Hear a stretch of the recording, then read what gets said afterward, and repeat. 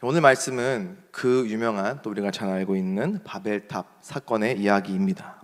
사건이 일어날 때의 시대적 그리고 상황적인 배경을 우리가 먼저 알고 넘어가면 좋을 것 같습니다.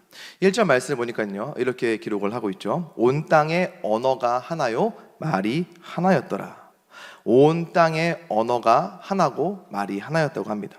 이 말은 홍수 시대 이후에 노아의 아들이었던 셈, 함, 야벳의 이 후손들이 하나의 민족 공동체를 이루고 살아가고 있었다는 것을 의미합니다.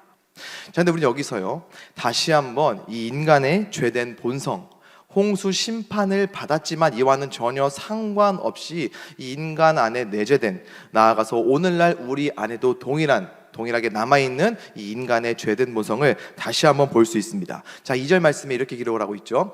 이에 그들이 동방으로 옮기다가 신할 평지를 만나 거기 거류하며. 동방으로 옮기다가 거류하였다. 이 두 가지를 통해서 우리가 죄된 본성을 한번 보고자 합니다. 먼저 전제 조건이 있습니다. 이들은 일단 한 언어를 쓰는 민족 공동체였습니다. 그렇다고 한다면 이들은 조상 때에, 그러니까 노아가 하나님의 은혜를 입어서 방주를 통해 그 가족들이 구원을 받았다라는 사실을 같은 말을 사용했기 때문에 익히 들어서 알고 있었을 것입니다. 입에서 입으로 구전으로 전해 내려오는 분명한 신앙적인 교훈과 가르침이 분명히 있었을 것입니다. 그럼에도 불구하고, 그러한 가르침이 분명히 있었을 것임에도 불구하고 지금 이들이 어떻게 죄를 짓게 되는지를 한번 보고자 합니다. 자, 동방으로 옮기다가 신할 평지를 만나 거기에 정착을 했다고 하죠. 이 말은요, 죄 지으러 가는, 혹은 죄와 관련된 일을 하러 가는 것과 같다라고 우리가 볼 수 있습니다. 2절 말씀에 이 동방으로 옮기다라는 말을 우리가 조금 주의 깊게 봐야 되는데요, 이 동방으로 옮기다라는 말이 정확하게 동쪽에서 오고 있었는지 아니면 동쪽으로 가고 있었는지가 불명확합니다. 성경 원어로 기록된 이 히브리어 성경을 보면은 이 단어가 동쪽에서 왔다는 것과 동쪽으로 가고 있다는 것 둘 다 해석이 가능합니다. 그래서 영어 성경에서도 또한 번역본에 따라서 to라고 하기도 하고 from이라고 번역을 하기도 합니다. 그러니까 다르게 번역을 하고 있는 거예요. 오늘 우리는 이들이 서쪽에서 동쪽으로 이동하다가 신할에 정착하는 것으로 보는 게 조금 더 나을 것 같습니다. 여기에는 몇 가지 이유가 있는데요, 타임테이블을 쭉 앞으로 당겨서 아담 시대로 다시 한번 가보겠습니다. 아담이 하와와 함께 선악을 알게 하는 나무의 열매를 먹고 그러한 죄를 짓고 쫓겨난 곳이 에덴의 동쪽이었습니다. 그리고 가인이 아벨을 살해하고 간 것도 동쪽이었는데요, 창세기 4장 16절 말씀에 이런 기록이 있죠. 가인이 여호와 앞을 떠나서 에덴 동쪽 놋 땅에 거주하더니. 그리고 오늘 말씀, 이 바벨탑 사건 이후에 아브라함과 그의 조카 롯의 이야기에서도 이 롯이 아브라함과 헤어져서 동쪽으로 갔습니다. 창세기 13장 11절 말씀에 또 이런 기록이 있죠. 그러므로 롯이 요단 온 지역을 택하고 동으로 옮기니 그들이 서로 떠난지라. 그 동쪽으로 가서 소돔과 고모라 지역에 정착해서 살다가 이 전쟁 포로로 끌려갔지만 아브라함에 의해 다시 자유를 얻어서 다시 그곳에 돌아와서 지내다가 모든 것을 잃고서 떠나게 되는 사건을 우리가 창세기 말씀을 통해서 볼 수가 있습니다. 즉 창세기에서 이 동쪽이라고 하는 것은 죄 혹은 죄의 대가와 연결된, 죄 짓고 쫓겨나는 자가 가는 방향, 죄와 관련된 일을 저지르기 위해서 가는 방향이기 때문에 오늘 우리가 이 말씀에서도 동방으로 옮기다가 동쪽으로 이동하는 것으로 이렇게 보고자 합니다. 자, 이와 같은 이 이유들을 근거로 해서 2절 말씀을 본다면 역시나 지금 오늘 말씀의 이 사람들은 동쪽으로 이동했다는, 다시 말해서 하나님과 멀어지는, 하나님의 축복에서 멀어지는, 은혜의 자리에서 멀어지는 것으로 해석될 수가 있습니다. 이 다음 말씀을 보면은 그것을 우리가 확인할 수가 있는데요, 2절 말씀에 이에 그들이 동방으로 옮기다가 신할 평지를 만나 거기 거류하였다, 다 이렇게 기록을 하고 있죠. 거류했다, 그러니까 자리를 잡았다, 정착했다라는 뜻입니다. 자리를 잡고 정착하는 게 어떠한 죄나 잘못이 될 수 있을까? 우리가 이렇게 생각을 할 수가 있죠. 자, 하나님께서는요 다시 타임테이블을 조금 앞으로 당겨서 이 아담과 하와를 창조하신 다음에 그들에게 땅에 충만하라고 축복해 주셨습니다. 땅에 충만하라. 근데 이 축복과 이 명령이 아담과 하와에게만 주셨던 게 아니에요. 홍수 이후에 노아와 그의 아들들에게도 다시 한번 이 명령과 축복을 선포하셨습니다. 자, 창세기 9장 1절 말씀 함께 읽겠습니다. 시작.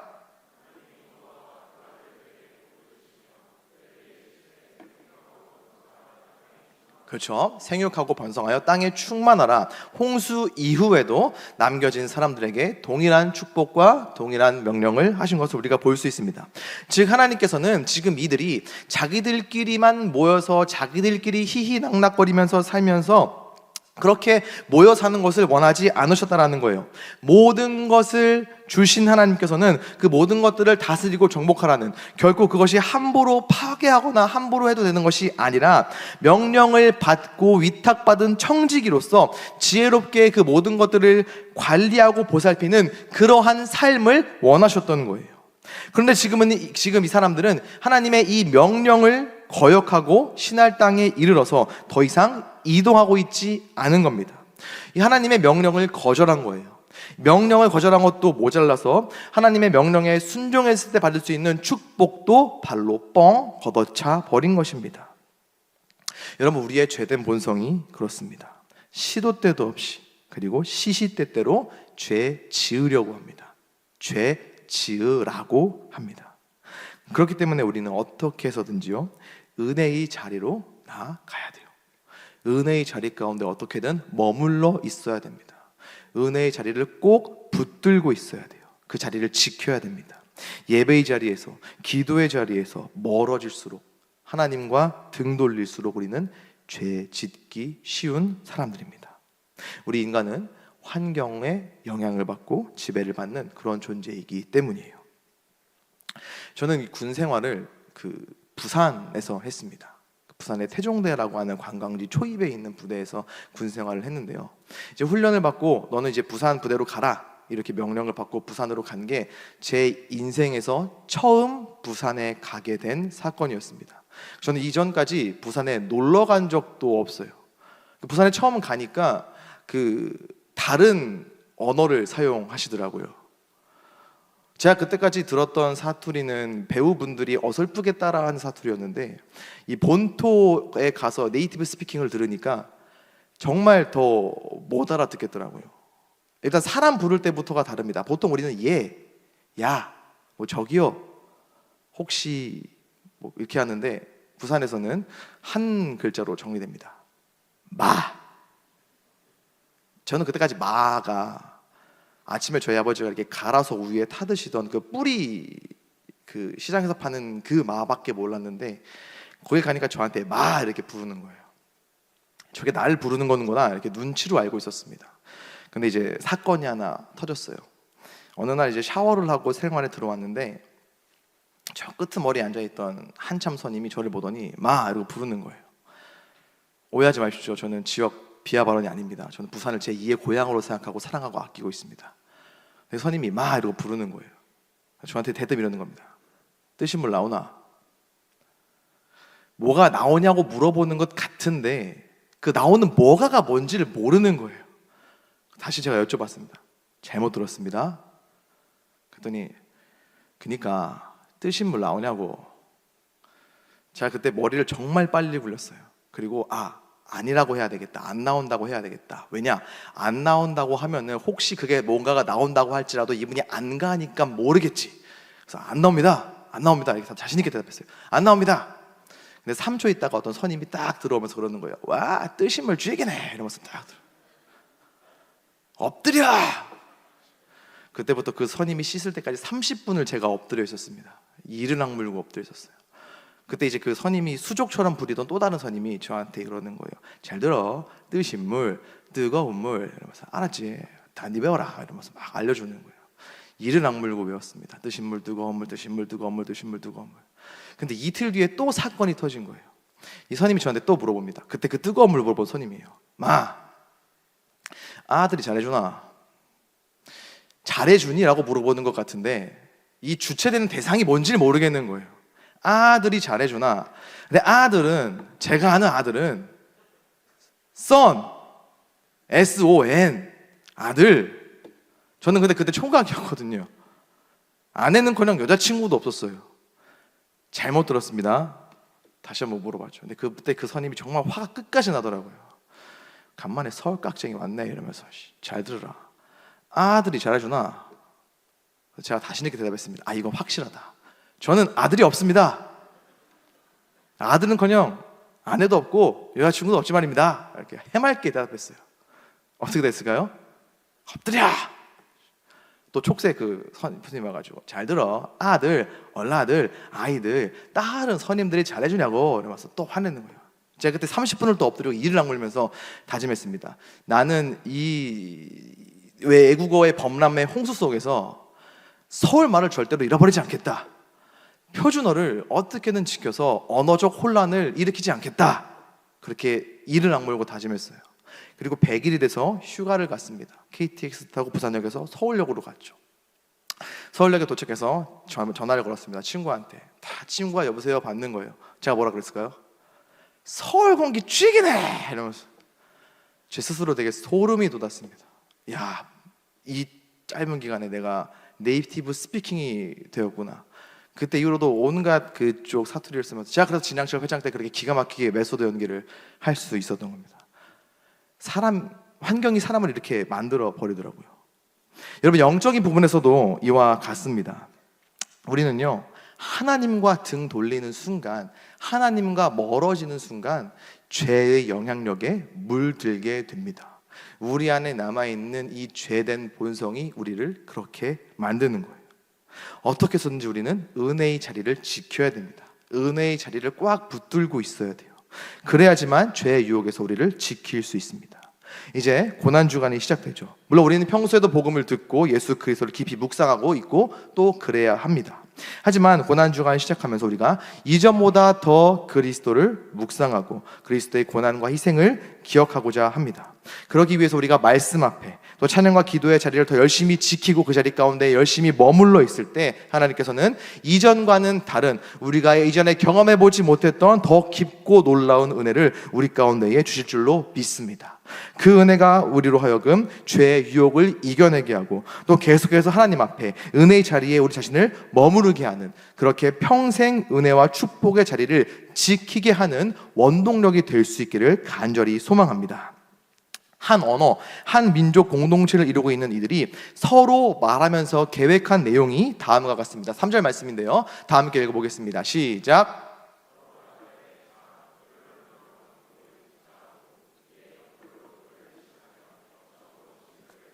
네, 벽돌을 만들어 견고히 구워서 돌을 대신하자고 해요. 그리고 역청, 여기서 역청은 아스팔트 혹은 타르를 이야기하는데요, 이 벽돌의 접착제로 사용되었던 물질입니다. 역청으로 진흙을 대신한다고 합니다. 그러니까 이 한 언어를 사용하면서 문명과 기술이 발전하고 발달했다는 것을 이 말씀을 통해서 우리가 볼 수 있죠.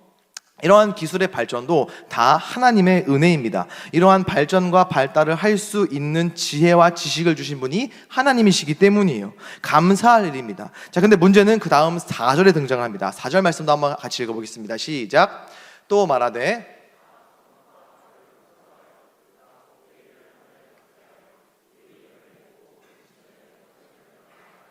그렇죠. 자, 3절과 4절 말씀을 보면은요, 반복해서 등장하는 비슷한 표현이 있습니다. 서로 말하되, 그리고 또 서로 말하되. 언어가 하나였고 그래서 좀 더 기술을 발달을 시킬 수 있었고 발전시킬 수 있었는데, 그렇다면은 그렇게 그 모든 것을 가능하게 했던 한 언어로 이들이 분명히 해야 할 일이 있었습니다. 근데 그게 없어요. 무엇이죠? 바로 하나님이에요. 하나님 이야기가 없습니다. 하나님에 대한 이야기가 전혀 기록되어 있지 않아요. 4절에서는 이 언어가 하나인 것으로 이들이 서로 이야기를 하면서 세운 계획이 무엇입니까? 우리의 성을 세우고 꼭대기가 하늘까지 닿는 탑을 쌓고 우리의 이름을 널리 알리고 온 땅에 흩어지지 않도록 하자. 자신들은 있어요. 그런데 거기에 하나님은 하나도 없는 것을 우리가 볼 수 없습니다. 하나님이 없고 오히려 그들만, 사람만 있는 거예요.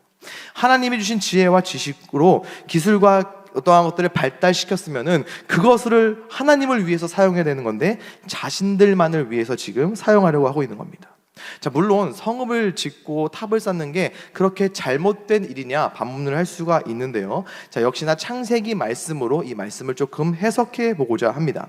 자, 일단 성읍 창세기 4장 앞으로 당겨서요. 4장을 보면은 이 아벨을 죽인 가인이 여호와 앞을 떠나서 아들 에녹을 낳고 가장 먼저 한 일이 바로 성을 쌓는 일이었습니다.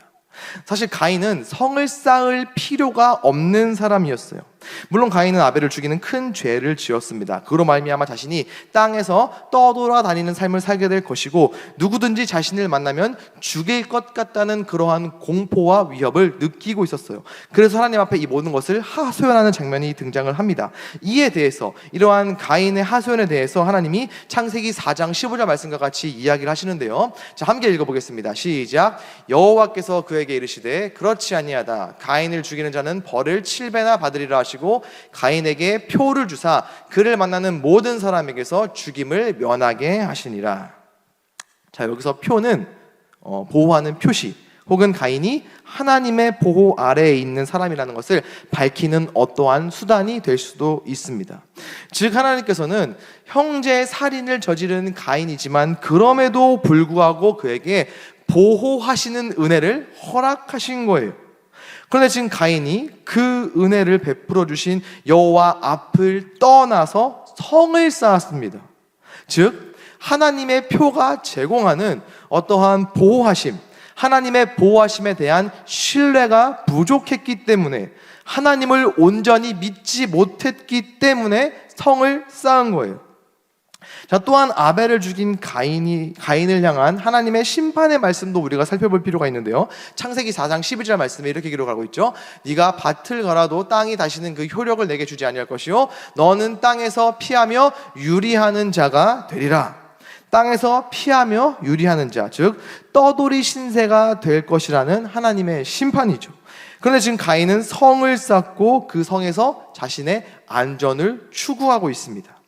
다시 말해서 이것은 하나님의 심판에 대해서 저항하고 하나님께서 허락하신 그 보호의 표를 신뢰하지 못했기 때문에 가인이 성을 쌓았다는 거예요. 자, 다시 오늘 본문으로 돌아와서 이들이 성읍을 세우자 했던 것도 역시나 홍수 이후에 여호와 하나님께서 생육하고 번성해서 땅에 충만하라고 명령하신 것에 대한 불순종하는 것이고, 그리고 홍수 가운데에서도 방주로 그들의 조상을 보호하셨고 구원하신 그 하나님의 은혜와 돌보심을 그들이 온전히 믿지 못했기 때문에 하나님에 대한 불신으로 말미암아 지금 성을 쌓고 있다라는 것입니다. 자, 또한 탑을 건설해서 그 탑 꼭대기를 하늘에 닿자고 하죠. 하늘. 여기서 하늘은 스카이가 아니라 헤븐입니다. 헤븐이 뭔지 아마 다 아실 거예요. 즉 이 사람들이 우리가 탑을 높이 쌓자, 그러니까 물리적으로 우리가 한번 높은 기록을 세워보자 라는 마음으로 탑을 쌓는 게 아닙니다. 헤븐까지 닿게 하자. 결국 이것은 무엇을 의미하냐면요, 우리가 하나님과 같아지자, 우리가 하나님처럼 되어보자. 교만이 동기가 된 열심이라는 거예요. 그리고 지금 심지어 지금 이들은 집단으로 하나님께 도전하고 있는 겁니다. 한 개인이 이러한 것을 계획하고 있는 게 아니에요. 자, 그리고 계속해서 말씀해 보면은 우리 이름을 내고 라고 하죠. 우리 이름을 내고. 단순히 유명해지자는 뜻이 또 아닙니다. 저에게는 이 5분의 사촌 누님들이 계세요. 다 여기 수원에 사시는데 옛날에 저한테 그 수원 자랑을 하면서 이런 얘기를 했어요. 야, 수원에는 유명한 도로가 하나 있다. 무슨 도로냐 그랬더니 박지성 도로가 있다. 제가 처음에 안 믿었어요. 거짓말 치지 말라고. 나도 축구 좋아하고 박지성 선수 좋아하는데 박지성 도로가 있는 게 말이 되냐? 이상하다. 못 믿겠다. 그래서 제가 어제 이 수원 내러티브 네이티브 순장님께 물어봤더니 있대요. 인터넷 찾아봤더니 정식 명칭은 동탄지성로. 경기 수원시 망포동과 화성시 반송동을 잇는 4.7km의 구간이라고 그 인터넷에 기록되어 있더라고요. 그리고 어제 들은 새로운 첩보에 의하면 지성 도로만 있는 게 아니라 그 지성 파크 공원도 있다고 하더라고요. 거기에 이렇게 동상이 또 있대요. 슛을 하고 있는지 헤딩을 하고 있는 건지 모르겠지만 동상이 있다고 하더라고요. 이제 대한민국의 위상을 높인 박지성 선수를 기억하기 위해서 이제 도로와 공원을 만들었겠죠. 자, 여러분, 앞으로 이 동탄 지성로는요 꽤 오랜 시간 동안 그 이름을 유지할 거예요. 큰 사건이나 사고가 없다면 계속 그렇게 불리게 될 겁니다. 그렇다면은 우리 일청의 막내 또래들이 2002 월드컵을 자료로만 볼 수 있고 추측할 수 있는 것처럼 우리의 다음 세대들, 박지성 선수가 실제로 경기에서 뛰는 것을 아예 보지 못한 세대들도 그 도로와 그 공원의 이름을 부르고 왜 이름이 그렇게 됐는지를 알게 될 거예요.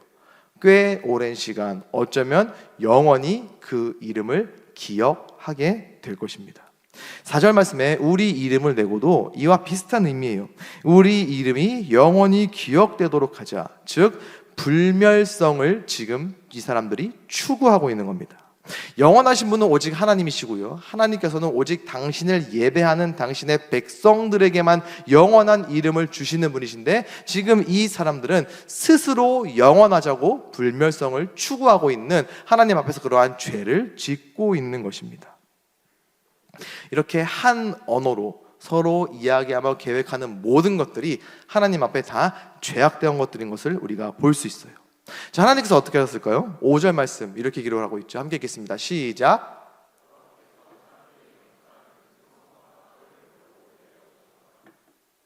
여기서는 다시 한번 하나님의 위대하심을 볼 수가 있습니다. 사람이 아무리 그 탑을 높이 헤븐까지 닿게 하려고 높이 쌓으려고 해도요, 하나님은 내려오시는 분, 다시 말해서 그 인간이 아무리 노력하고 애쓴다 할지라도, 교만으로 똘똘 뭉쳐서 하나님과 같아져 보겠다고 한다 할지라도 결코 닿을 수 없을 만큼 위대하신 분, 존엄하신 분이라는 것을 우리는 여기서 한번 다시 확인할 수 있습니다.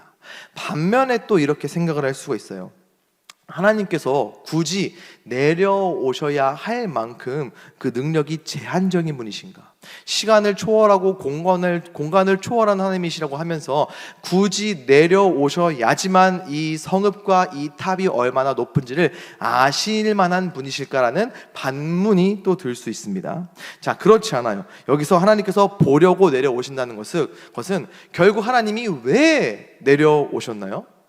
정말 그냥 구경하려고 오셨을까요? 얘네가 얼마나 견고하게 쌓았는지, 탑 꼭대기에 무슨 동상이 있는지를 확인하기 위해서 오신 게 아니죠. 결국 하나님께서 내려오신 것은 이 죄 짓는 이들을 심판하기 위해서 내려오신 것이죠. 즉 하나님께서 하시는 심판, 하나님의 심판은 하나님의 어떠한 기분이나 상황에 따라서 가해지기도 하고 혹은 감해지기도 하는 것이 아니라, 하나님의 심판은 항상 진리를 따른다는 것, 하나님의 백성들이 하나님께 등 돌리고 멀리 떠나서 죄를 지을 때에는 하나님께서는 반드시 그 죄에 대한 책임을 물으신다는 하나님의 공의로우심과 하나님의 심판에 대한 속성을 우리는 이 말씀을 통해서 다시 한번 또 확인을 할 수 있는 것입니다.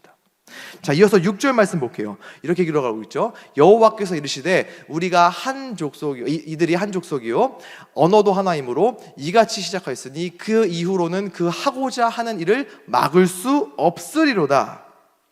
이 말씀도 조금 이상해요. 이후로는 그 하고자 하는 일을 막을 수 없으리로다. 마치 하나님께서 야, 쟤들 그냥 냅두면 정말 헤븐까지 닿는 탑을 쌓을지도 모르겠다, 이러지도 저러지도 못하게 될 정도로 조금 염려스럽다, 하나님께서 걱정하시는 것 같은, 하나님께서 뭔가 대책을 세우지 않으면 안 되겠다라고 조급해 보이는, 하나님이 조급해 보이는 심지어 그런 모습으로 우리가 또 볼 수 있는데요. 자, 그렇지 않습니다. 이 말씀은요, 야, 쟤들 진짜 맘만 먹으면 뭐든지 하려고 하겠구나, 이런 의미예요. 이게 사람의 그 인간의 능력을 막 대단하다 이렇게 칭찬해 주는 게 아니에요. 요 장면을 제가 최근 드라마에서 이 딱 맞는 장면을 찾았습니다. 더글로리에서 문동은 씨가 어떻게 하죠? 멋지다 연진아. 이거 진짜 연진이 멋져가지고 축복하는 마음으로 와 우리 연진이 멋지다 이렇게 한 거 아닌 거 아시죠? 약간 냉소고 조소 섞인 그런 장면이고 표현이었죠.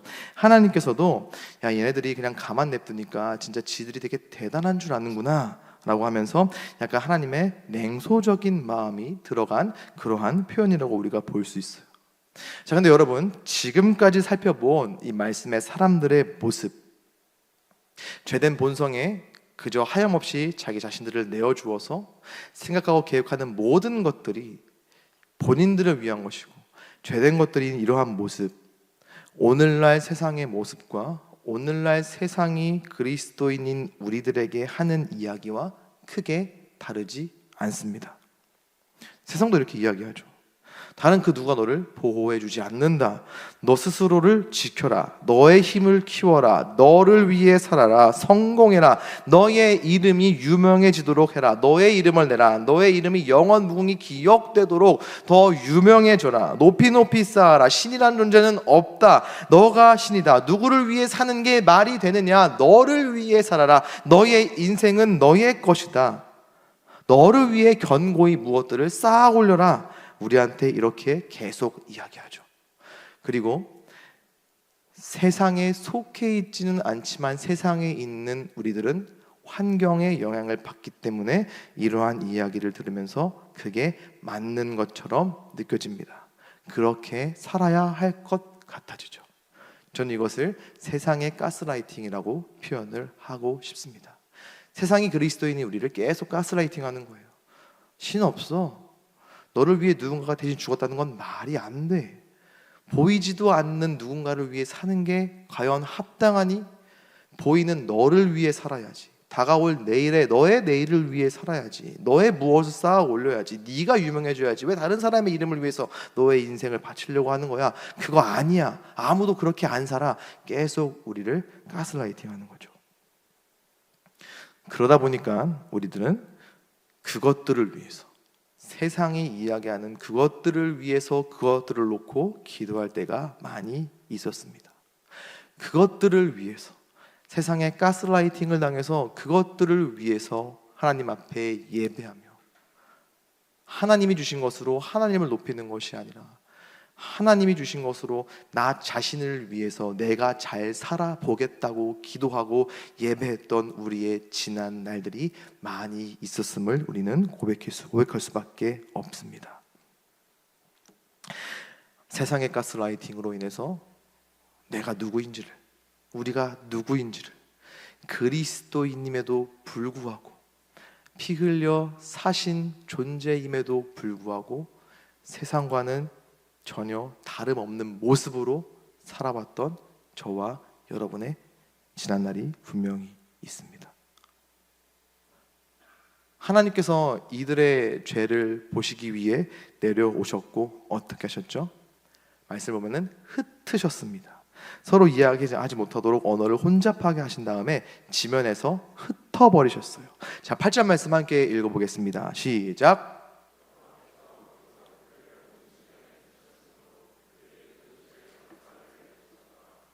자신들의 안전과 스스로의 어떠한 중요성과 불멸을 꽉 움켜쥐고 그것을 추구했던 이들이 결국 마지막에 얻게 된 것은 뭐예요? 흩어짐이었습니다. 성읍을 만들고 탑을 높이 높이 쌓아서 영원하고자 했던 이들이 얻은 것은 평평하게 넓게 흩어짐이었어요. 사실 이 흩어짐도요, 하나님의 그냥 일방적인 심판이라고만 우리는 볼 수 없습니다. 이 흩어짐 안에도 우리는 하나님의 은혜가 있다는 것을 알 수가 있어요. 심판과 동시에 그럼에도 불구하고 사랑이신 하나님의 마음과 하나님의 은혜가 이 흩으심 안에 분명히 있다라는 겁니다. 앞서 이야기했지만 하나님께서는 홍수 이후에 온 땅에 충만하라고 말씀하셨어요. 하지만 이들이 거절했죠. 온 땅에 충만하여 다스리는 축복 대신에 정착했고 머물렀습니다. 하나님께서는 얼마든지 이들을 더 딱 따끔하게 심판하실 수 있었어요. 얼마든지 더 이들을 따끔하게 혼내실 수 있었습니다. 그럼에도 불구하고 이들을 대신에 흩으셨어요. 다 흩으셔서 다시 하나님의 명령을 상기시키면서 그 명령에 순종하고 그 순종으로 말미암아 얻게 될 축복을 받을 수 있도록 하나님께서는 마지막까지도 끝까지도 은혜를 이들에게 허락하신 것입니다. 저와 여러분도 마찬가지입니다. 하나님께서는 우리에게 가장 귀한 아들 예수 그리스도를 주셨습니다. 영원히 죽을 수밖에 없는 죄인이었던 우리를 의롭게 여겨주시기 위해서 말이죠. 그리고 영원한 생명을 약속해 주셨습니다. 그래서 우리를 향한 하나님의 그 사랑이 가장 크게 나타나는 곳이 바로 십자가예요. 그 십자가에서 우리 주님이 모든 것을 이루셨기 때문입니다. 그렇기 때문에 우리는 그 은혜를 아는 사람으로서 그 은혜로 말미암아 지금도 그리고 앞으로도 이 예배의 자리 가운데 나아올 수 있는 사람으로서 우리는 어떻게 살아야 할까요? 무엇을 위해서 살아야 할까요? 오늘 말씀의 사람들은요 이렇게 대답을 하고 있죠. 우리의 성읍을 만들고 높은 탑을 쌓아서 우리가 높아지고 우리의 영원함을 위해 무엇들을 추구하며 살아가자. 오늘 말씀의 사람들은 이 질문에 대해서 이렇게 이야기를 했죠. 세상도 마찬가지입니다. 너희를 위해 살아라. 너를 위해 살아라. 너가 잘 되는 게 최선이다. 너가 높아져야 된다. 안 그러면 무시당한다. 다른 이름보다 너의 이름이 가장 윗자리에 올라오도록 그것을 추구하며 그것을 위해서 살아라. 그러나 그 끝은 흩어짐이었습니다. 이제 고난주간이 시작됩니다. 고난에 참여하는 것도 너무 좋죠. 또 무엇을 멈추는 것도 아주 거룩한 행위라고 저는 생각을 합니다.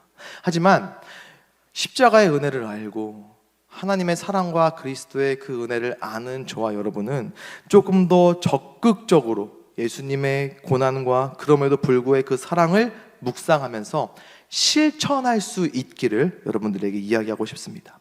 사실 엄격하게 따지면요, 저와 여러분은 십자가의 고난에는 동참을 할 수가 없는 존재들입니다. 십자가는 우리가 감당할 수 있는 게 아니에요.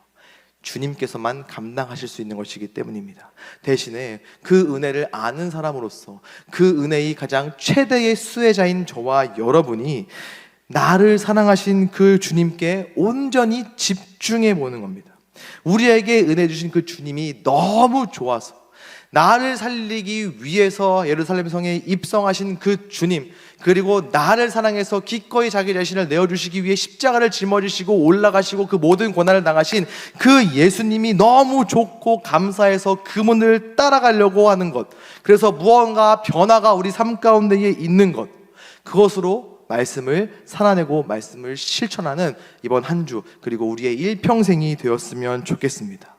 은혜를 아는 저와 여러분은요, 그리스도를 통한 사랑, 하나님의 사랑과 그 은혜의 최대의 수혜자입니다. 그래서 우리는 달라야 해요. 우리는 달라야 합니다. 세상의 소리와 달라야 합니다.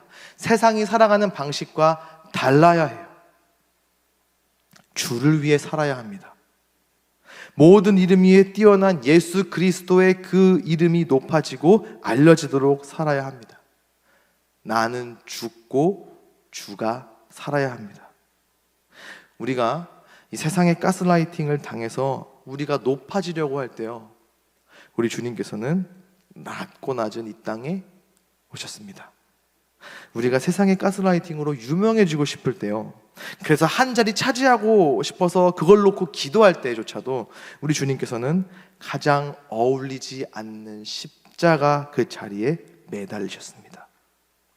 나만 잘 살면 된다고, 내가 잘 사는 게 더 중요하다고, 그게 최선이라고 그것을 위해서 살 때요, 우리 주님께서는 우리를 위해서 죽으셨습니다. 이제 우리가 그렇게 살아가기를 원합니다. 죄된 본성을 따라서 세상의 소리에 길들여져서 세상에게 가스라이팅 당해서 살아가는 것이 아니라요, 나를 세상의 빛으로 부르시고 보내신 하나님께서 원하시는 대로, 말씀의 제목을 가스라이팅이라고 지었죠. 하나님의 빛으로 이 땅 가운데에서 말씀을 살아내는 것으로, 세상과는 다른 삶의 모습으로, 이전과는 다른 변화된 삶의 모습으로 살아가는 하나님의 거룩한 빛, 어둠이 가득한 이 땅에 그리스도의 빛을 비춰주는 빛, 복음을 살아내는 것으로 복음을 이 땅 가운데에 밝히 보여주는 빛과 같은 존재, 우리 더사랑의 모든 청년들과 모든 성도님들의 삶이 될 수 있기를, 그렇게 반짝반짝 빛나는 여러분의 인생이 될 수 있기를 우리 주 예수 그리스도의 이름으로 간절히 축원합니다. 우리 시간 같이 함께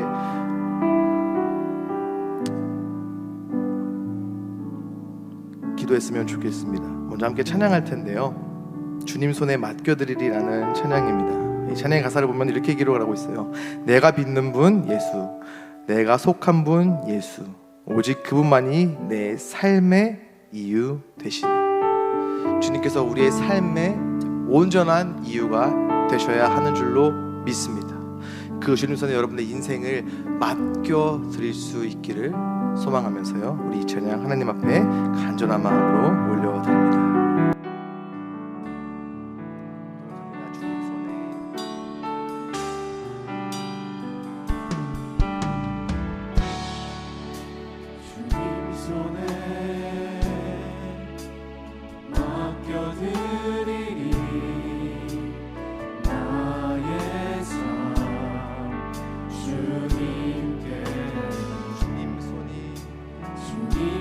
우리의 삶을 붙들고 계십니다.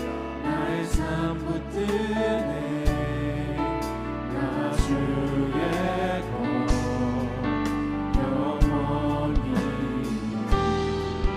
우리가 유일하게 믿는 분이 보시죠. 바로 예수 그리스도십니다. 내가 믿는 분 예수, 내가 속한 분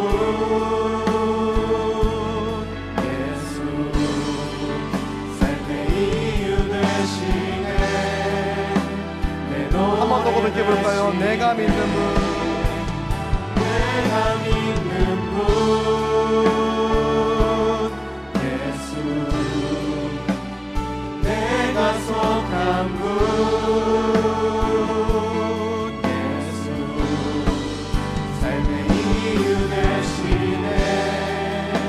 내 노래 되시네. 전심은 우리 2절 가사로 함께 고백해 보겠습니다. 주와 함께 걸어가리라.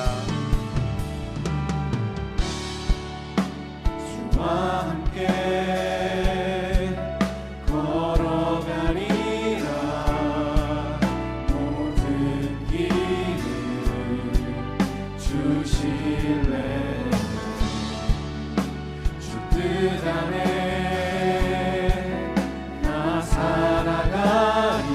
주의 약속은 주의 약속은 영원해.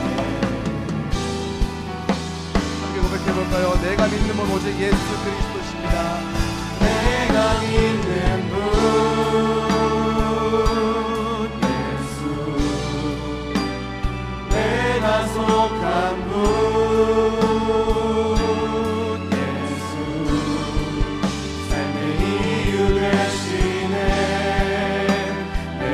내가 믿는 분 오직 예수 그리스도십니다.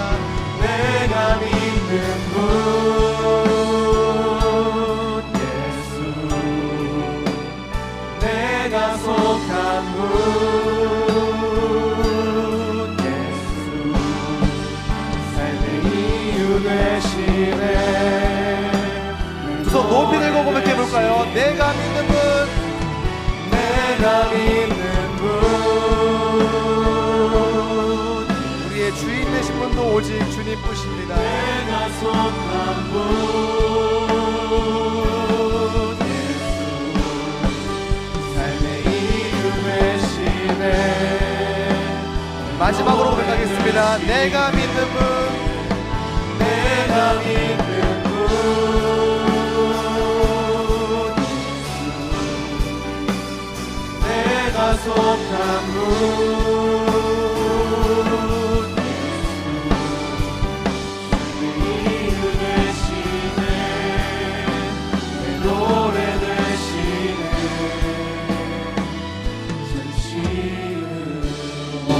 시간 함께 간절한 마음으로 기도했으면 좋겠습니다. 하나님, 세상 소리에 귀 기울여서 나의 죄된 본성으로 말미암아 세상과 동일한 모습으로 살아왔던 나의 모든 날들을 회개하오니 용서하여 주시옵소서.